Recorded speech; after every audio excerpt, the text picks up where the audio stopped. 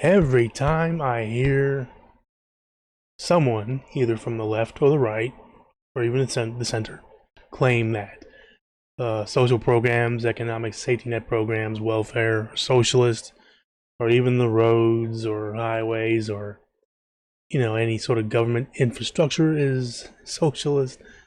Um, no, no. It's really important to make the distinction between actual socialism and programs that are subsidized by either tax dollars or just social programs in general. Just because it's got the word social doesn't mean it's socialist necessarily. I know it's real easy to make that, you know, that sort of error, but um, even I was kind of, years before, even I was, you know, not entirely up on the situation. I didn't, because of the constant right wing corporate narrative machine going at it, especially the jokers on talk radio and whatnot.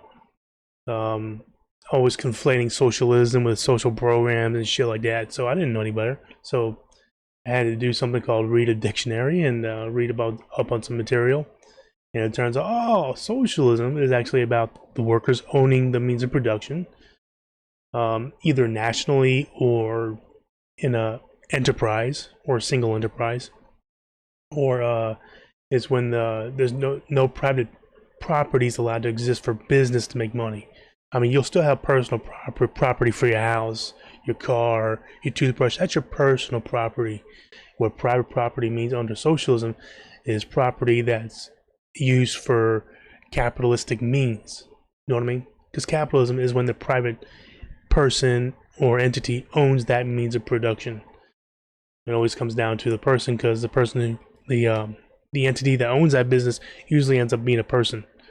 It just for the tax reasons, asset protection, shit like that. But it comes down to when someone owns the means of production, not the workers. When the workers own the means of production, you can call that socialistic. When like these worker co-ops, even co-determinants are kind of a hybrid between capitalism and socialism. But I think that it's really important to get the distinction right between what's actually social programs versus socialist, social Marxist anyway. The reason being is that people on the right will take advantage of this conflation, confusion, like this little cartoon behind me. The conversation goes, hey, the right-wing jackass says, oh, socialism is always a disaster, and then, but what about the Nordic countries? Oh, that's not socialist, that's a free market economy, and it's great, capitalism is great. Well, they won't tell you that it's heavily regulated more often than not, and people over there seem to have a bit more of a social cohesion.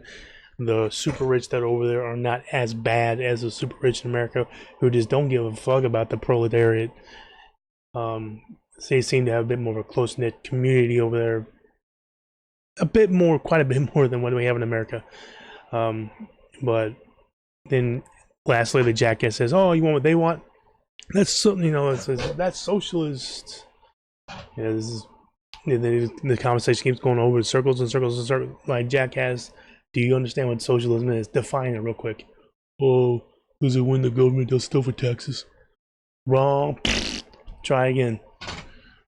But yeah, it's really ridiculous. It's a way to keep the conversation really muddy, murky, and these right-wing media corporate machines want to keep pumping out the fucking narrative, at least for the time being, and just to keep the public at large purposefully confused on the issue.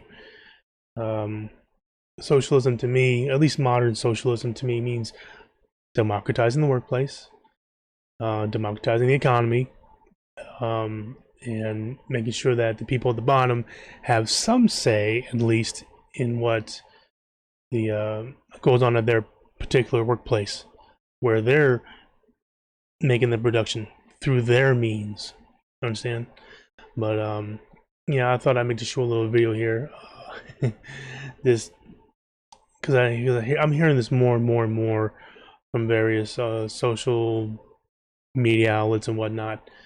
But yeah. Anyway, let me know what you think in the comment section below, and I'll see you around.